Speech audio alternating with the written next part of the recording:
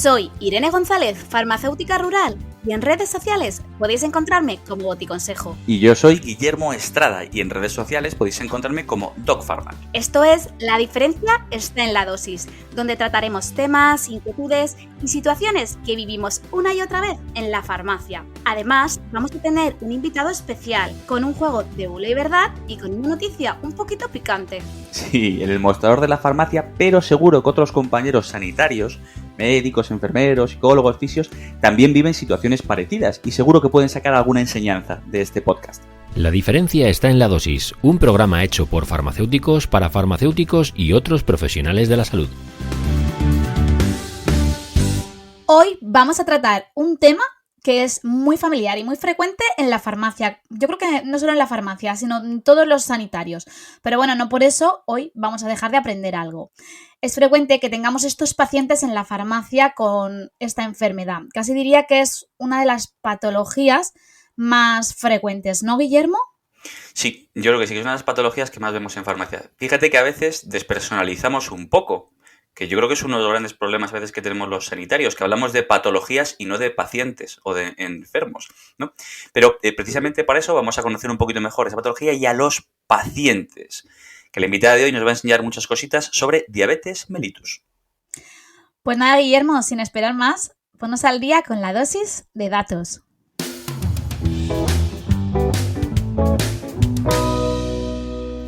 Vamos con la dosis de datos de hoy. En el mundo hay 537 millones de diabéticos, de los que aproximadamente 6 millones están en España. Es el segundo país con más prevalencia de Europa. Y se cree que el infradiagnóstico es bastante alto. Más de 500.000 no saben que la padecen. En cuanto a rangos de edad y sexo, es más prevalente en pacientes mayores de 55 años y en hombres, aunque hasta 2006 era una patología más prevalente en mujeres. Es curioso cómo ha cambiado en los últimos 15 años. Y en cuanto a poder adquisitivo y población, hoy las diferencias son menores que hace 20 años, ojo con esto. Pero el entorno rural y las familias con menos ingresos siguen teniendo un mayor porcentaje de diabéticos que las familias más pudientes y el entorno urbano. Uy, pues eso me sorprende, esta última noticia. No pensaba que hubiera ahí... Se va igualando, se va igualando. Se va igualando. Sí, bueno, aquí el infradiagnóstico tiene que ver también, ¿eh? Yo conozco tengo tanto amistades diabéticas como pacientes, lógicamente, porque creo que es algo que lo raro es no tener algún diabético.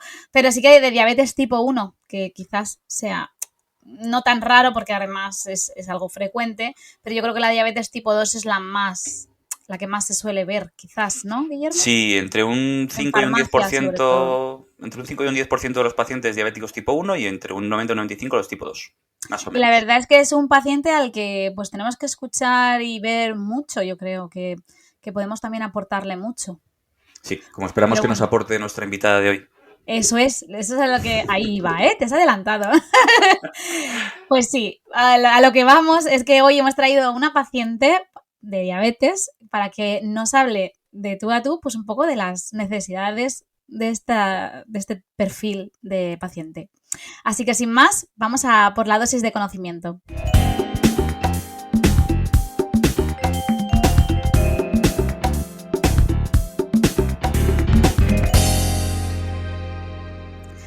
Pues hoy contamos con una experta, no solo en comunicación, sino en comunicación sanitaria y concretamente relacionada con diabetes. Ana Trabadelo, que es periodista, dietista, bueno, instagramer y tiktoker, ¿no? Ana, bienvenida. Mejor persona, Irene. Eso, mejor persona. Bienvenida, Ana, un placer. Muchas gracias. Voy a empezar con una pregunta un poquito personal, que a mí me gusta siempre empezar así por lo más difícil. ¿Crees que es difícil reconocer públicamente que padeces una enfermedad? Bueno, es difícil reconocer públicamente que padeces una enfermedad mientras la padeces. Cuando la tienes, no es difícil. Y normalmente, al principio, sobre todo, solemos padecerla. El problema es que yo creo que normalmente en el mundo sanitario se intenta ayudar al paciente ofreciéndole herramientas de gestión de su patología, la que sea, o de su diagnóstico, de sus síntomas, pero no se ofrece la ayuda que al final el paciente necesita, ¿no? No todos los pacientes necesitamos lo mismo. Yo creo que ha llegado el momento, en este despertar que parece que la sociedad está un poco medio teniendo, de empezar a preguntarle al paciente qué te da miedo de todo lo que te he contado. Porque cuando entendemos el miedo del paciente, podemos ayudarle en eso que realmente para él es un obstáculo, ¿no? Normalmente cuando vas a la consulta y te dan un diagnóstico, te dicen, no te preocupes, si haces esto podrás tener buena calidad de vida. Pero es que no a todos los pacientes les preocupa lo mismo, o no para todos los pacientes la calidad de vida implica lo mismo. Claro, claro. Necesitado que me dijeran otras cosas. Claro, porque hay veces que enfrentarte a esa situación también te puede generar un problema. Es decir, el cambio de hábitos no es nada sencillo. Y pasar, yo Bueno, siempre... en la diabetes tipo 1 el cambio de hábitos depende de los hábitos con los que vengan, ¿no? Pero hablo de alguien, en diabetes tipo 2 lo veo más complicado. Sí. O sea, hablo de un perfil de diabetes tipo 2, el llevar toda tu vida una forma de hacer las cosas y de repente, bueno, que normalmente a veces pues están mal hechas, a nivel alimentario sobre todo, y de repente hacer ese cambio hasta que consigues habituarte, tiene que ser realmente complicado, creo yo, vamos, es mi opinión. Claro. Pero pienso que ese periodo de adaptación en cualquier patología, ya sea diabetes o no, siempre son complicadas, siempre. Y nunca se le pregunta al paciente cómo está, que muchas veces lo que tú dices a los sanitarios como, no te preocupes. Es no, que, pero ¿cómo estás? lo que dice Ana del miedo, el punto de vista que tengo yo con esto es que hay dos problemas. Uno, que hace al profesional sanitario salirse de los protocolos establecidos. Y eso es una situación que al profesional sanitario le puede poner nervioso. Y después que puede generar una situación en la que el profesional sanitario no sabe cómo contestar al paciente. Y nos ponemos más nerviosos todavía. En el tratamiento farmacológico, Ana, aquí a nivel farmacia, ¿no? Disponemos de un arsenal de fármacos hipoglucemiantes, de insulina, que yo creo que es interesante, ¿no? Pero ¿tú crees que es suficiente? ¿O deberíamos motivar más la investigación precisamente para intentar encontrar algún fármaco o alguna pauta que se ajuste a pacientes un poco mejor, como es tu caso o no? A ver, yo creo, por mi experiencia como paciente con diabetes tipo 1, solamente con la tecnología hay muchísimas diferencias. Es decir, te pongo un ejemplo, ¿no? La gente dice, no, porque la bomba es calidad de vida. ¿Para quién? Porque para mí no es calidad de vida la bomba. Para mí calidad de vida o mayor calidad de vida son las plumas. Y probablemente con la bomba no tendría las hipoglucemias por la noche, pero mi vida personal sí la limita una bomba, por mi tipo de trabajo, por cómo me siento yo, por las emociones que yo tengo cuando voy llena de aparatos por todo el cuerpo. A mí eso sí me limita. Entonces, igual que con la tecnología, hay muchas diferencias entre pacientes que gracias a Dios pues podemos disponer de ellas. No todos usamos tampoco los mismos sensores de medición continua. Pues claro, incluso con las insulinas, las de acción rápida, hay 1000 tipos de acción rápida. Entonces yo creo que sí que hay que poner un poquito en investigación tanto de esa medicación más adaptada a niños, a adultos, a personas mayores y diferencias entre nosotros, como a la propia investigación sobre la cura de la diabetes, evidentemente, sí. ¿Tú ves que en general, o por lo menos los pacientes con los que tú tratas, tienen una buena adherencia al tratamiento? Porque tú está claro que eres un paciente responsable de su propia patología. Pero los pacientes que son a lo mejor menos responsables de ella, pues generan obviamente un coste mucho mayor. ¿Crees que en general hay una responsabilidad en los pacientes diabéticos tipo 1 o crees que esta responsabilidad, pero voy a contar una pequeña anécdota, y es que el otro día vino un paciente y me decía, joder, esta diabetes tipo 2 es lo peor. Claro, cada uno desde su óptica. Claro. Y me dice, porque en la 1 te avisa y tú sabes que tienes que pinchar, que tienes que controlar, pero es que esta 2 no te avisa y por te tienes que dar cuenta, tienes la glicosilada en 9 y como que lo ponía en ese punto de vista como que era algo silente, ¿no? Y no le avisaba y le costaba controlarlo. ¿Crees que el paciente tipo 1 es más adherente al tratamiento o que controla un poco mejor su patología? Para nada. La persona con la que estás hablando ahora, la que acabas de llamar responsable, te lo agradezco mucho, no ve por el ojo derecho y tiene insuficiencia renal. Yo estoy en tratamiento de prediálisis, he perdido la sensibilidad de mis pies, me los he quemado y se me han abierto. Entonces, lo que me lleva a tener lo que tú llamas responsabilidad, pero que yo no lo llamaría responsabilidad, aunque bueno, una parte es responsabilidad, son consecuencias. Entonces, yo gracias a que me ha pasado todo eso, he tomado el control de todo lo que es mi diabetes, pero porque me ha llevado a hacer un trabajo personal. Porque si yo no hubiese hecho un trabajo personal, yo hoy por hoy estaría muerta probablemente. Es decir, a mí no me ha salvado el decir, me voy a ser responsable con la diabetes. Me ha salvado entender por qué ocultaba mi diabetes, por qué tenía un trastorno alimentario, por qué me daba vergüenza tener diabetes.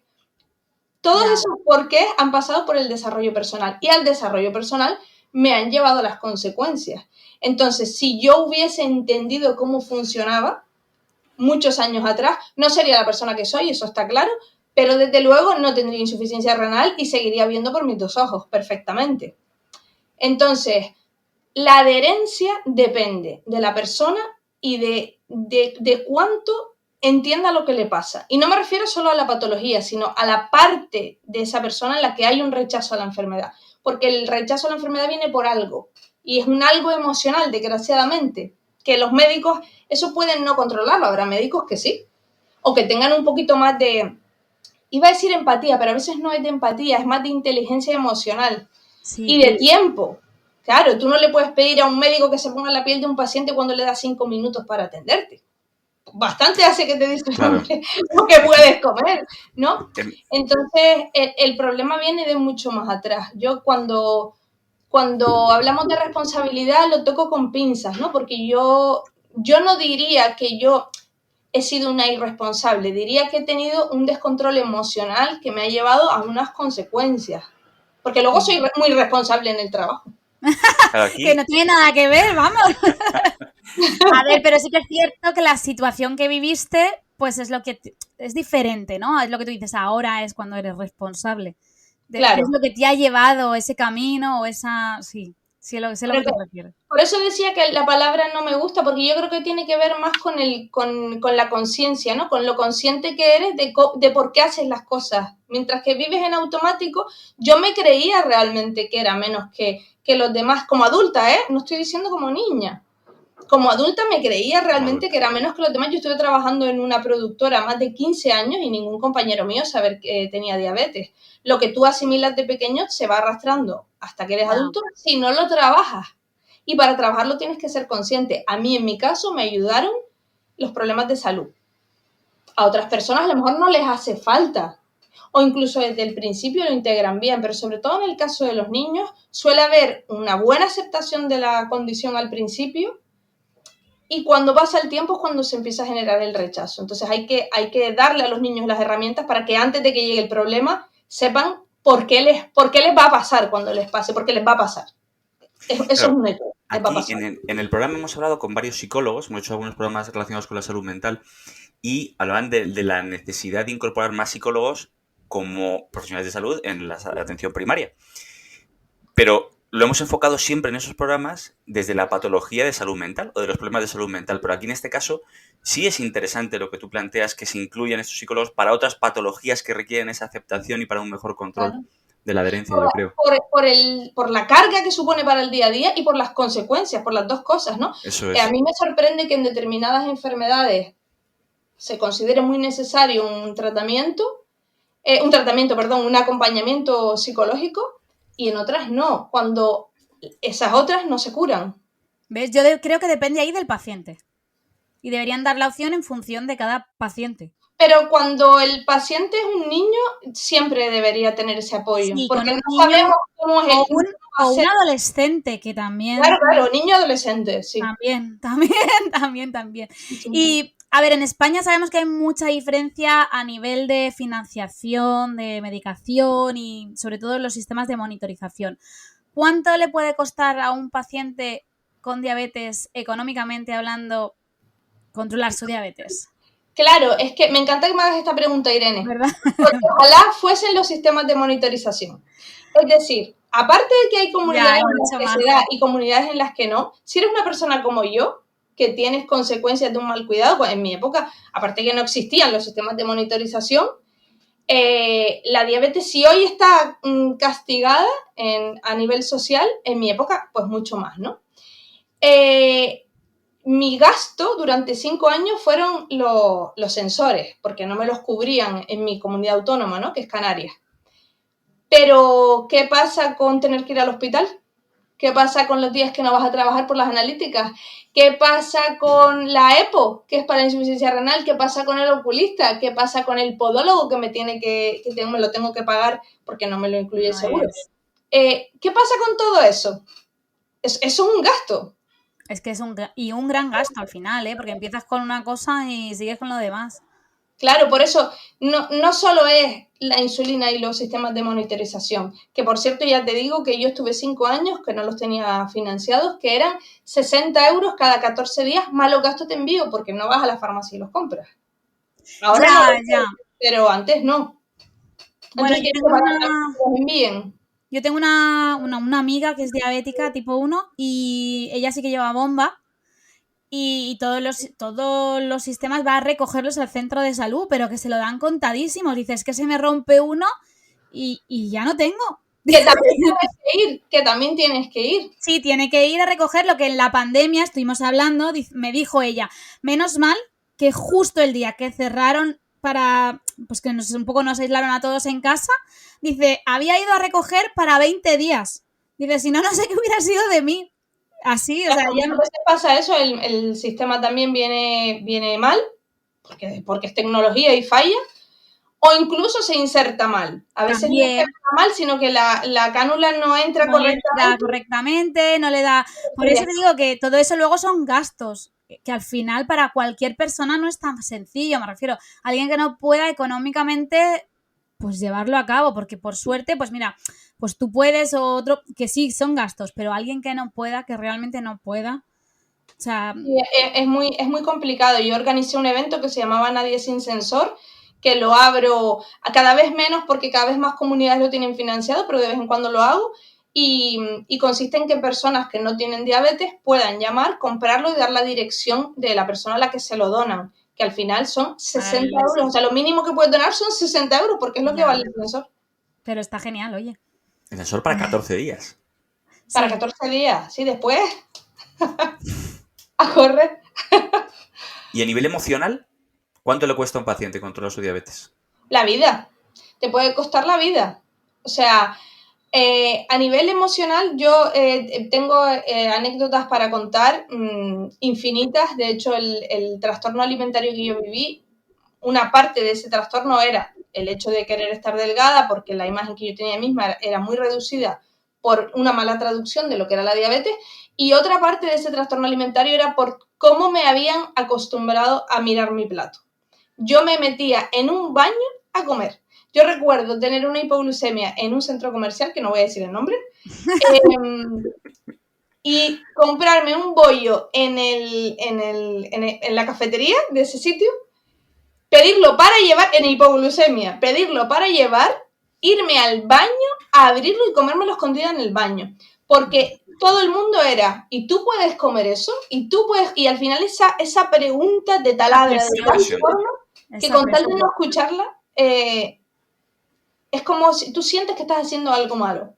Que ni siquiera sin estar en hipoglucemia es que no te puedas comer un bollo. Claro que te puedes comer un bollo. Un bollo no es sano para nadie, pero claro que si un día quieres un bollo te lo puedes comer. Pero igual que si lo una persona sin diabetes. Es cierto que te juzgan todo el rato. Todo el rato. Incluso tus seres queridos no se dan cuenta de que es como cuando yo me escaneo. Se preguntan, ¿no? Y la pantalla se queda hacia afuera, ¿no? Pues yo tengo la manía de coger el sensor y poner la mano delante del dato, porque el que está aquí te está viendo el dato y tú sientes que va a decir, uy, está en 180, ¿qué habrá hecho para estar en 180, no? Y además juzgando. Chica mala.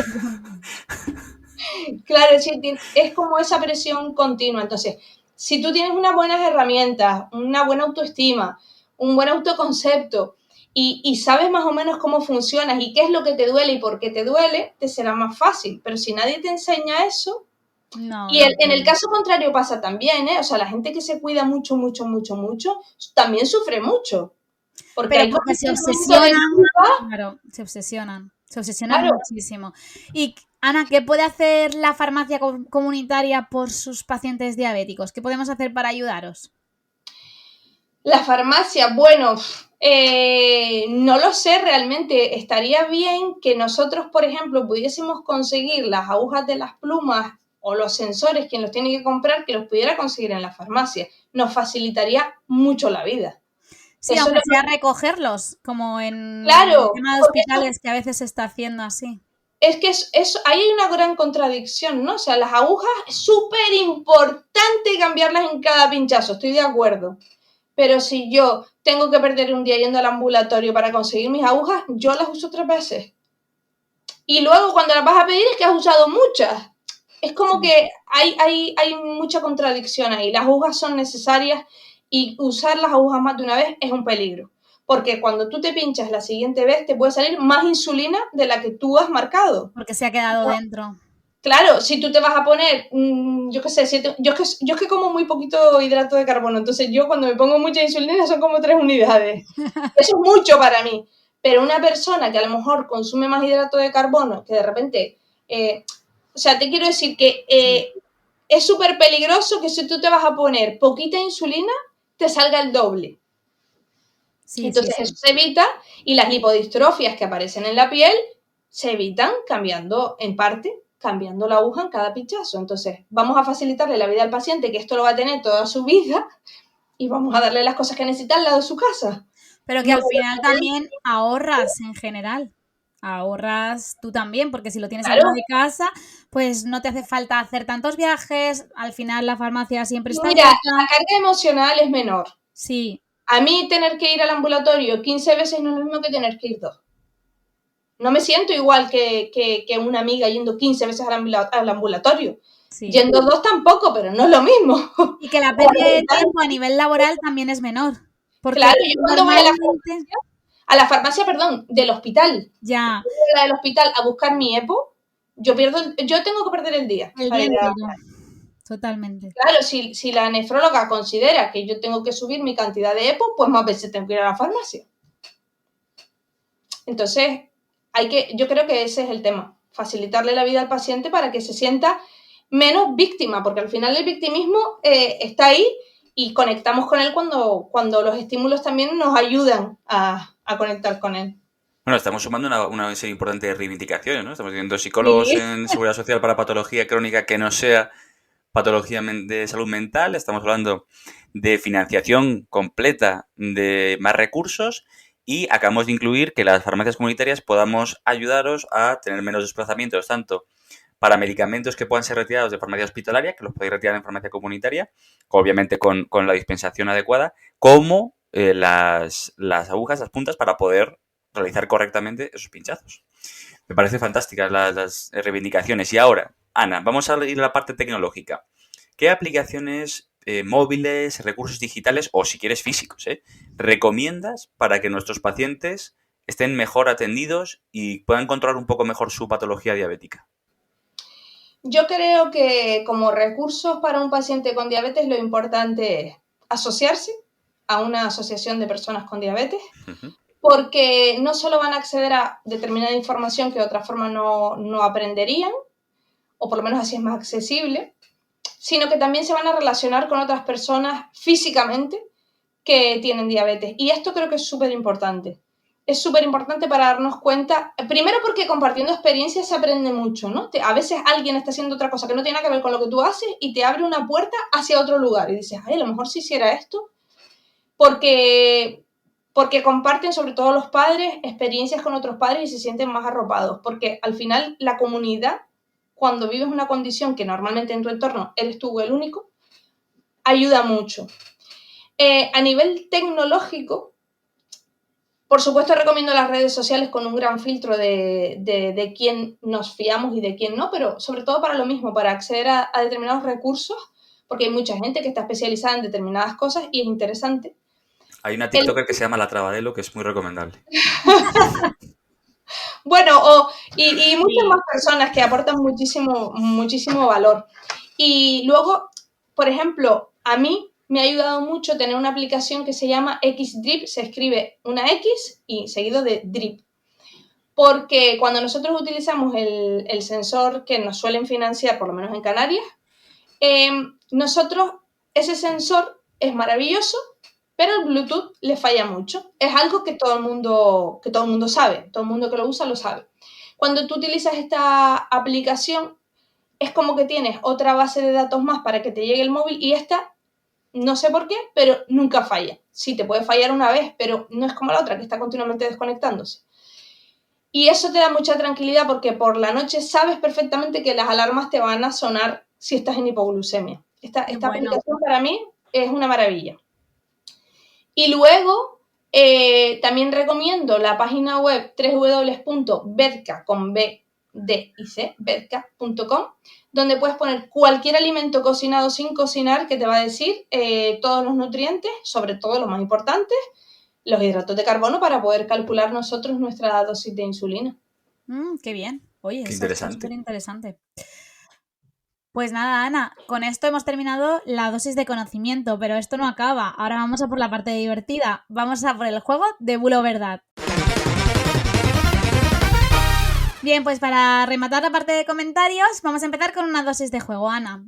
Te voy contando más o menos. Vamos a hacer una afirmación y tú nos vas a decir si es bulo o verdad y una pequeña explicación de por qué, ¿vale? Nada, cortita.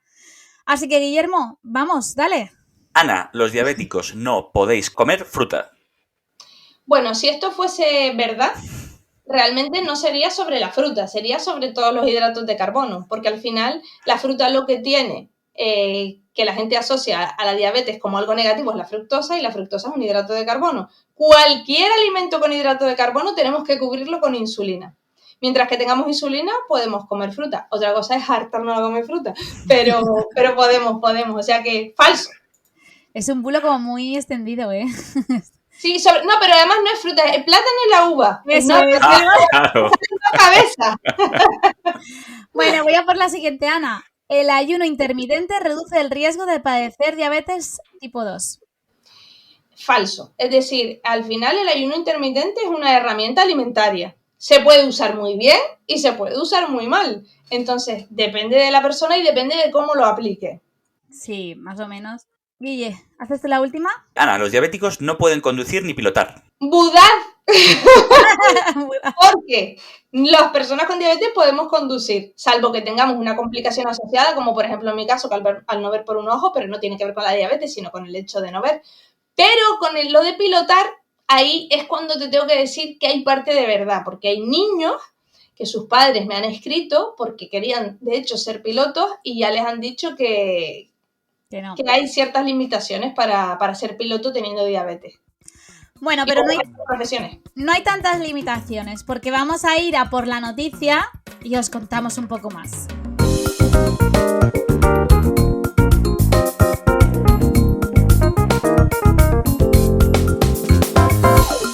Bueno, y para terminar, una de esas noticias que nos gustan tanto. Hoy, como estábamos diciendo, para no poner límites al paciente diabético.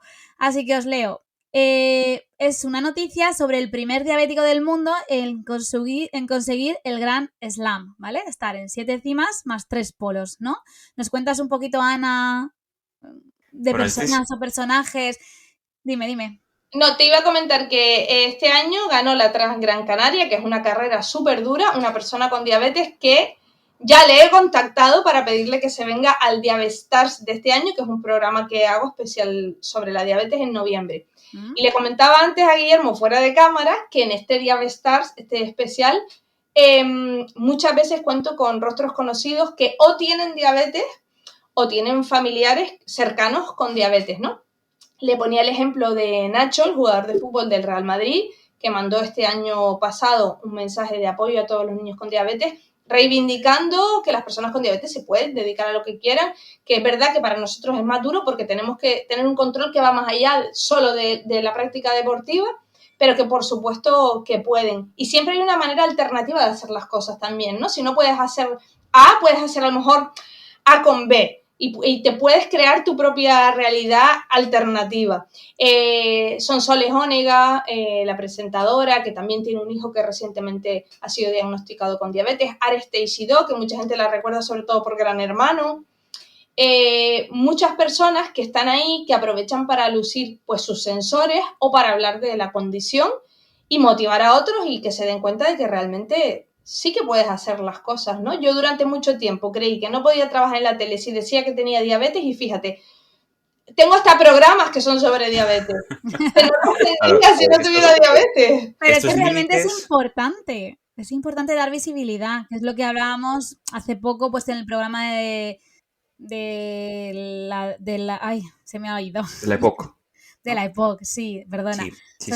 Sobre la EPOC que no se daba visibilidad. Y es muy importante para que también el paciente se sienta identificado y ponga un poquito, pues eso que tú decías, ese proceso que pasaste, también ayuda el ver a gente que está en el otro lado, ¿no? En la zona más idílica, se puede decir. Y que lleva una vida normal como cualquier persona, porque la puede llevar. Simplemente te lo tienen que enseñar. Sí, estos límites no son una línea gruesa bien marcada, sino que son una línea más bien finita, difusa, con huecos, ¿no? Donde te puedes, a lo mejor, colar. Este caso que comentabas antes, Irene, del chico del Grand Slam, de Josu Feijó, el hándicap más importante es que cuando tú vas al Everest o vas al Polo Norte o al Polo Sur, es que vas a estar bajo cero.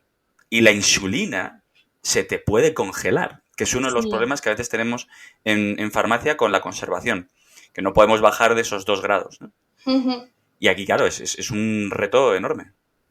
No, y aparte que el efecto también es diferente en el cuerpo. Eso es.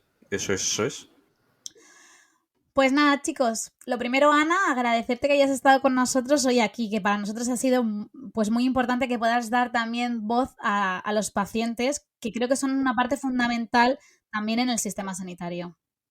Sí, bueno, yo creo que son una parte fundamental para que mucha gente sea rica. No soy solo gasto. No soy solo gasto, eso. Muchas gracias a ustedes por invitarme hoy. Me lo he pasado muy bien y me ha gustado mucho poder dar visibilidad también desde esta perspectiva, que no es solo la de paciente-paciente, sino paciente-farmacia. Eso es, Ana, ese era el objetivo. Muchísimas gracias por estar con nosotros, de verdad. Gracias.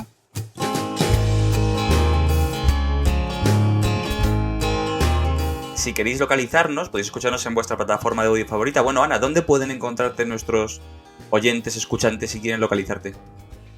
Bueno, si lo que les interesa es el tema de la diabetes, mi cuenta de Instagram, la_trabadelo, básicamente hablo de diabetes, no hablo de otra cosa. Si quieren saber un poquito más sobre el mundo emocional, sería Ana_Trabadelo, que es donde me dedico a todas las cosas de coaching que pueden incluir la diabetes o no. Genial. Fantástico. Pues nada, recordad que podéis mandaros vuestras preguntas a nuestro canal de Telegram, que tiene que durar, pues eso, audios que se escuchen bien y cortitos, de 1 o 2 minutos como mucho. Y que nos podéis encontrar como @boticonsejos y @Guillermo Estrada. Importante, que se la ha cambiado, Guillermo Estrada. Y por supuesto, siempre en @la diferencia está en la dosis.